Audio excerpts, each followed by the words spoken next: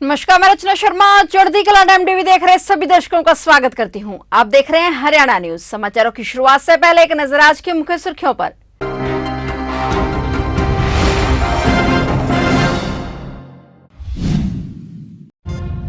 SYL पर पंजाब के साथ बैठक के बाद मुख्यमंत्री मनोहर लाल का बयान, कहा एसवाईएल का निर्माण हमारे लिए जीवन मरण का सवाल।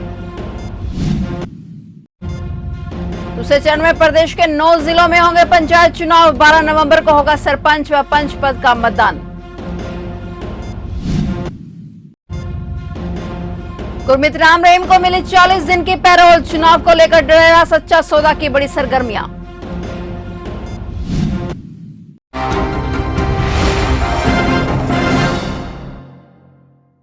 और अब समाचार विस्तार से।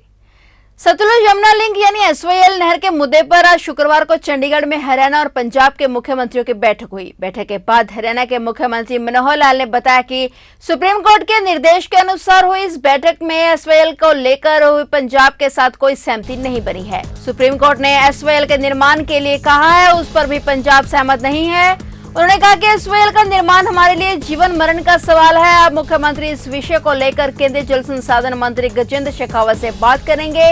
मुख्यमंत्री ने कहा कि पानी के लिए पहले भी ट्रिब्यूनल बनाया गया था, उसके बाद 3 जजों को नया ट्रिब्यूनल बनाया गया, लेकिन ट्रिब्यूनल के फैसले अनुसार पानी के लिए भी एसवाईएल का निर्माण जरूरी है। उन्होंने कहा कि पंजाब के मुख्यमंत्री के साथ कुछ और जरूरी मुद्दों पर भी बातचीत हुई है। घग्गर नदी के पानी को साफ करने के लिए दोनों राज्यों के सिंचाई विभाग के अधिकारियों की कमेटी बनाई गई है। इस बैठक में हरियाणा के मुख्यमंत्री मनोहर लाल और पंजाब के मुख्यमंत्री भगवंत मान समेत दोनों राज्यों के अधिकारी मौजूद रहे। 6 सितंबर को जो दोबारा से सुप्रीम कोर्ट ने कहा है कि 4 महीने के अंदर अंदर बैठक करके और कोई फैसला किया जाए या कोई रास्ता निकाला जाए, उसका कोई अल्टरनेटिव भी है तो भी ढूंढा जाए। उसी संदर्भ में पंजाब के मुख्यमंत्री जी के साथ आज हमारी बैठक थी, लेकिन उस बैठक में कोई इस प्रकार का विषय सहमति का तो नहीं बन पाया है कि एसवाईएल बनाने के लिए कोई रास्ता पंजाब हमको सुझाए या हमारे सुझाव पर पंजाब उसको सिरे चढ़ाए, क्योंकि उन लोगों का मत पानी के बंटवारे का ये पहले रखने का था। हमारा मत, क्योंकि सुप्रीम कोर्ट ने अभी वर्डिक्ट दिया है अपना एसवाईएल बनाने का, तो जो सुप्रीम कोर्ट का वर्डिक्ट है उस पर ही बातचीत की जाए, इस पर उनकी सहमति नहीं थी। तो अंतोगत्वा सुप्रीम कोर्ट को कहने के लिए हमको भी अपना कहना है कि आपस में मुख्यमंत्रियों की बातचीत में इस प्रकार का कोई विषय सहमति नहीं बन पाई है। अब हम ये रिपोर्ट केंद्रीय water resources minister Shri Gajendra Shekhawat ji को हम उनको बताएंगे। अब उनकी योजना पर निर्भर करता है कि क्या वो कोई और मीटिंग इन 4 महीने के समय में जनवरी से पहले और बुलाएंगे, अथवा सुप्रीम कोर्ट में सीधा हम लोग ये राय अपनी रखेंगे। इन बातों को आज मुख्य रूप से बातचीत हुई। इसके अतिरिक्त भी कुछ विषयों पर चर्चा हुई है। भले ही विषय छोटे थे, लेकिन आपसी सहमति अगर बनाने के लिए कोई रास्ता निकले तो ऐसे जिसको कहना चाहिए रोज़ रोज़ के जो इश्यूज़ हैं, जिसके अंदर पानी जो हमारा बंटवारा आपस में जो पहले से जिन भी ज्वाइंट ऐसे स्थानों से डिस्चार्ज होता है, वहाँ पानी की मेजरमेंट के लिए आरटी दास इसके सिस्टम को लागू किया जाए। इसी प्रकार से एक लिसाड़ा नाला है, वो भी पंजाब का नाला है, वहाँ उनको कोई कठिनाई है, उसका भी कोई रास्ता निकाला जाए। हरियाणा के राज्य निर्वाचन आयुक्त धनपत सिंह ने कहा है कि दूसरे चरण में प्रदेश के 9 जिलों में पंचायती राज संस्थाओं के चुनाव होंगे। इनमें अंबाला, चरखी दादरी, गुरुग्राम, करनाल, कुरुक्षेत्र, रेवाड़ी, रोहतक, सिरसा और सोनीपत जिला शामिल हैं। इन जिलों में जिला परिषद सदस्यों व पंचायत समिति सदस्यों के लिए 9 नवंबर और सरपंच व पंच पद के लिए 12 नवंबर को मतदान होगा। यह जानकारी राज्य निर्वाचन आयुक्त धनपत सिंह ने पंचकुला में प्रेस वार्ता के दौरान दी। उन्होंने कहा कि आज से ही उपरोक्त 9 जिलों के ग्रामीण क्षेत्र में तत्काल प्रभाव से आदर्श आचार संहिता लागू हो जाएगी। बाकी 4 जिलों में अभी आचार संहिता नहीं लगेगी। उन्होंने कहा कि सरपंच, पंचायत समिति सदस्यों व जिला परिषद सदस्यों का मतदान ईवीएम से होगा, जबकि पंच पद का मतदान बैलेट पेपर से होगा। चुनाव प्रक्रिया को पूरा करने के लिए लगभग 36,000 कर्मचारियों व अधिकारियों की ड्यूटी लगाई जाएगी। धनपत सिंह ने प्रदेश के मतदाताओं से अपील की है कि वे पंचायती राज चुनावों में बढ़ चढ़कर हिस्सा लें और ईमानदार और साफ सुथरी छवि के उम्मीदवारों को जिताएं।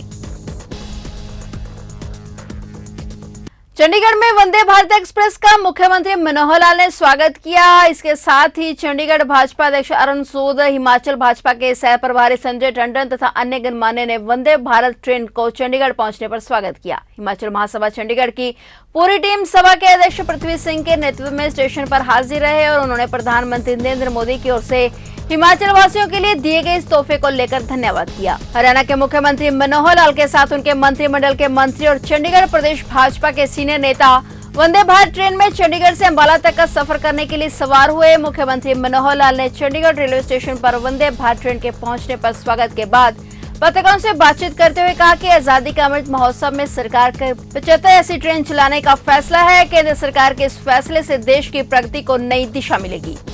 बहुत दिन दुगनी रात चौगनी उन्नति जो कर रहा है वो हमारे देश की केंद्र सरकार प्रधानमंत्री जी के नेतृत्व में, रेलवे मंत्री जी के नेतृत्व में, और निश्चित रूप से हम एक एक कदम जो आगे बढ़ रहे हैं इससे देश की जनता को लाभ हो रहा है। अब ये जो नया एक विषय है वंदे भारत नाम से जो ट्रेन चलाई गई है, प्रधानमंत्री जी ने 75 ट्रेन चलाने की जो घोषणा की है, अभी ये चौथी ट्रेन है आज जो चल रही है और खास करके इन 4 में से 2 तो हरियाणा में से होकर निकल रही हैं और हमारे हरियाणा के लोगों का दिल्ली के साथ, केंद्र के साथ, यानी दिल्ली के साथ जो जुड़ाव और दक्षिण हरियाणा के लोग जो दिल्ली से बैठते हैं उसको प्रदेश की राजधानी चंडीगढ़ के साथ ये लिंक बना है। बहुत कम समय में और कम खर्च में और सुविधाजनक तरीके से अपना काम आकर के वापस जा सकते हैं डे टू डे।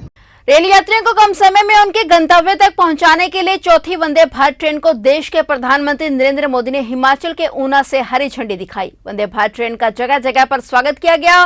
घरोंडा में भी वंदे भारत ट्रेन 1 घंटा 40 मिनट देरी से पहुंची। शुरुआत में वंदे भारत ट्रेन को लेकर कार्यकर्ताओं में खासा उत्साह देखने को मिला, लेकिन जैसे जैसे ट्रेन लेट होती गई वैसे वैसे कार्यकर्ताओं का उत्साह भी कम होता गया। गुरुवार को ऊना से दिल्ली के लिए रवाना हुई वंदे भारत एक्सप्रेस ट्रेन को घरोंडा रेलवे स्टेशन पर 1:50 पर पहुंचना था, लेकिन जगह जगह पर ट्रेन का स्वागत हुआ और इसलिए ट्रेन घरोंडा में 3:39 पर पहुंची। जब ट्रेन घरोंडा रेलवे स्टेशन से गुजरी तो एसडीएम के नेतृत्व में सभी ने तिरंगे झंडे लहराकर वंदे भारत ट्रेन का स्वागत किया। भाजपा कार्यकर्ताओं में भी एक खुशी की लहर देखने को मिली।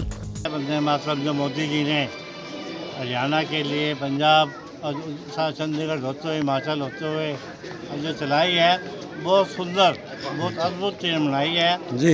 इस ट्रेन में जहाज की तरह सीटें हैं, रिवॉल्विंग सीटें हैं, हर किस्म की फैसिलिटीज है और इस ट्रेन से यहाँ चलने से हरियाणा के लोगों को, हिमाचल के लोगों को बड़ा भारी फायदा होगा। और ये ट्रेन दिल्ली से चलकर अम्बाला रुकेगी, फिर चंडीगढ़ रुकेगी जी, फिर जो है 2 जगह हिमाचल में रुकेगी, लास्ट स्टेशन पे जाके रुकेगी।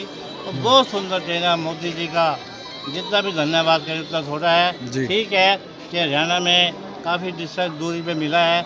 आगे आने वाले समय में हम सरकार से प्रार्थना करेंगे, मोदी जी से रिक्वेस्ट करेंगे कि इसको कनाल या पानीपत पे भी एक जगह रखवाया जाए, ताकि जो दिल्ली के चलने के बाद अम्बाला बहुत दूर पड़ता है कनाल पानीपत के लोगों को, तो एक डिस्टेंस यहाँ पे भी दिया जाए जी रोकने का। जी जी, हम बहुत बहुत आभार व्यक्त करते हैं अपना मोदी जी का, भारतीय जनता पार्टी का, कि जिन्होंने हरियाणा और हिमाचल के लोगों को इस सुविधा प्रदान की और चंडीगढ़ के लोगों को। डेरा प्रमुख गुरमीत सिंह राम रहीम को पैरोल मिल गई है। इस बार गुरमीत राम रहीम 40 दिन जेल से बाहर रहेगा। राम रहीम को राजस्थान स्थित आश्रम में ले जाया जा सकता है।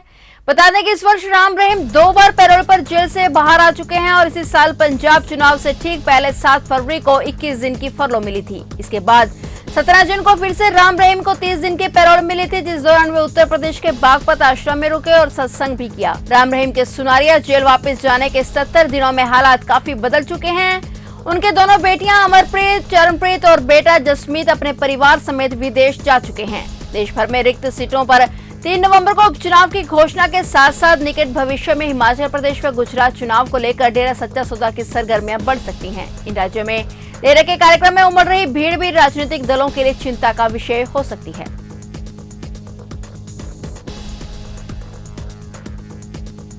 डेरा प्रमुख गुरमीत राम रहीम को फिर से 40 दिन की पैरोल दी गई है और इस पैरोल को लेकर दिवंगत पत्रकार रामचंद्र छत्रपति के बेटे अंशुल छत्रपति ने ऐतराज जताया है। अंशुल का कहना है कि सरकार वोट तंत्र के लिए डेरा सच्चा सौदा का प्रयोग करती रही है। साथ ही अंशुल ने कहा कि डेरा प्रमुख के बाहर आने से अंडर ट्रायल केस के गवाहों पर भी इसका असर पड़ सकता है और उनकी जान को खतरा भी हो सकता है। गौरतलब है कि इससे पहले गुरमीत राम रहीम को फरवरी 2022 में 21 दिन की फरलो दी गई थी। बिल्कुल एक राजनीतिक फैसला है राज सत्ता में बैठे लोग हमेशा से ही वोट तंत्र के लिए जिस तरीके की गतिविधियां करते रहते हैं, तो ये पहली बार नहीं है। लगातार पिछले कई सालों से, जब से हम लोग डेरा प्रमुख के खिलाफ संघर्ष कर रहे हैं, तब से ही देख रहे हैं, पार्टी कोई भी हो, कोई किसी भी राजनीतिक पार्टी की सरकार हो, सत्ता में हो, सेंटर में हो, सभी का ही इसी तरीके का व्यवहार रहा है। पंजाब हरियाणा की स्टेट गवर्नमेंट्स का और सेंट्रल गवर्नमेंट्स का हमेशा यही व्यवहार रहा है कि राज सत्ता के लिए वो वोट तंत्र के लिए हमेशा डेरा सच्चा सौदा का प्रयोग करती रही हैं, और यही अब भी हो रहा है। चाहे वो एक बलात्कारी साबित हो चुका है, हत्यारा साबित हो चुका है, लेकिन उसके बावजूद राजनीतिक पार्टियां और राज सत्ता जो है वो अपनी वोट का लालच जो है वो त्याग नहीं पा रही हैं, और एक बलात्कारी को, हत्यारे को जिस तरीके से सलाखों से बाहर ला करके, और जो मामले अंडर ट्रायल हैं उनके लिए जिस तरीके से एक खतरा पैदा किया जाता है, तो ये एक चिंता का विषय है। करनाल अनाज मंडी में सीएम फ्लाइंग की ताबड़तोड़ छापेमारी के बाद प्रशासनिक अधिकारी सतर्क हो गए हैं। यहां तक कि रेंज कमिश्नर संजीव वर्मा स्वयं मंडियों में पहुंचकर निरीक्षण करने में जुटे हुए हैं। रेंज कमिश्नर अचानक निरीक्षण के लिए करनाल अनाज मंडी में जा पहुंचे, जो मार्केट कमेटी कार्यालय में वजन कांटों पर निरीक्षण करते दिखे। रेंज कमिश्नर ने मंडी के अलग अलग स्थानों पर पहुंचकर धान की डेयरियों का निरीक्षण किया। वहीं आड़तियों और किसानों से अलग अलग बात भी की। उन्होंने कहा कि किसानों को किसी प्रकार की दिक्कत नहीं आने दी जाएगी। बीमारियां थी इस तरीके की, अब इससे बहुत सुधार हो रहा है, अब एक प्रोसेस है, और धीरे धीरे जो इसमें छोटी मोटी खामियां वो भी दुरुस्त करेंगे। सर, फर्जी गेट पास का मामला भी सामने आया था और पवन चोपड़ा ने खुद शिकायत भी पवन चोपड़ा देने, और वो सस्पेंड है। कहीं ना कहीं फर्जी गेट पास का मामला ठीक लगता है?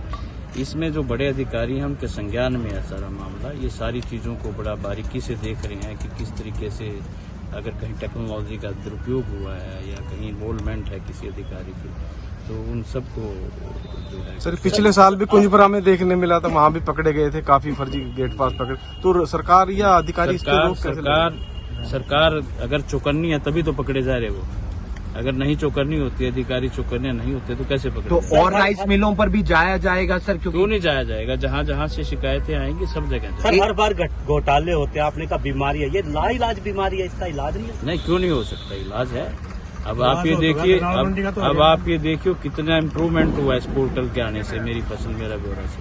अब इसमें जमीन आसमान का फर्क है। सर, एक जानकारी मिल रही है कि यूपी जो बॉर्डर है वहाँ पर जाम लगा दिया किसानों ने। क्या उनकी धान आने दी जाएगी या नहीं आने दी जाएगी? ये तो एजेंसीज वाले, ये जो डीएफएससी साहब इसको मॉनिटर कर रहे हैं, ये डीसी से बात करके जो इसका समाधान है वो करेंगे।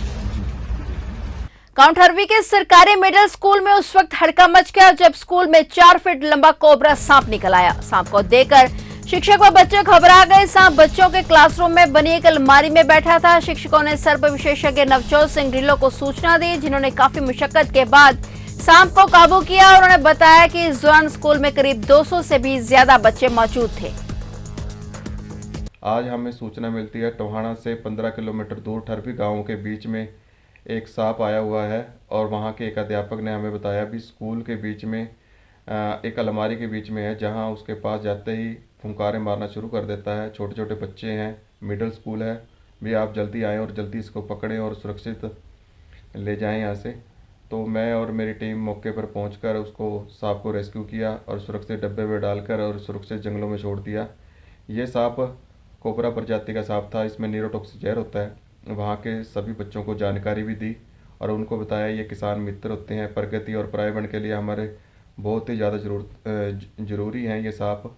इसकी गठिया से लेकर कैंसर तक की दवाई भी इस सांपों से तैयार की जाती है। अंबाला जिले में आज सुबह बड़ा हादसा हो गया, जहां स्कूली बस व पिकअप की जबरदस्त टक्कर हो गई। हादसे में पिकअप सवार व्यक्ति की मौत हो गई, जबकि 2 लोग गंभीर रूप से घायल हो गए, जिन्हें उपचार के लिए मुलाना मेडिकल कॉलेज में भर्ती करवाया गया है। पिकअप की टक्कर जनता ग्रुप ऑफ इंस्टीट्यूट यमुनानगर के जनता स्कूल की बस के पीछे से लगी और हादसे में पिकअप पूरी तरह से क्षतिग्रस्त हो गई। यह हादसा पंचकुला जुगादरी नेशनल हाईवे पर स्थित गांव कंसापुर के पास हुआ। पुलिस ने घायलों को अस्पताल में भर्ती कराया और पिकअप व स्कूली बस को कब्जे में लेकर जांच शुरू कर दी है। फिलहाल हादसे में जान गंवाने वाले व्यक्ति की पहचान नहीं हो पाई है। फिलहाल हरियाणा न्यूज में इतना ही, और नए समाचारों के साथ फिर से हाजिर होंगे। तब तक के लिए देखते रहिए चढ़ती कला टाइम टीवी और मुझे दीजिए इजाजत। धन्यवाद।